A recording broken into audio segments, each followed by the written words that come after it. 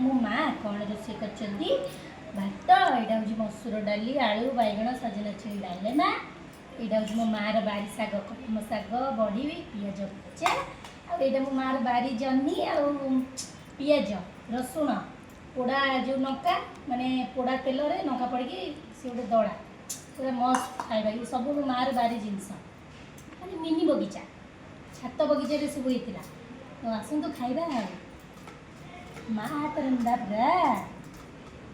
ଆଉ ଯଦି ଭିଡ଼ିଓଟି ଆପଣମାନଙ୍କୁ ଭଲ ଲାଗିବ ମୋ ମାଆଙ୍କର ଖାଇବା ଆଇଟମ୍ ଟିକେ ଲାଇକ୍ କମେଣ୍ଟ ସେୟାର ସବସ୍କ୍ରାଇବ୍ ନିହାତି କରିବେ ରୁକ୍ମଣୀ 52 ଚ୍ୟାନେଲକୁ। ଆସନ୍ତୁ ଖାଇବା।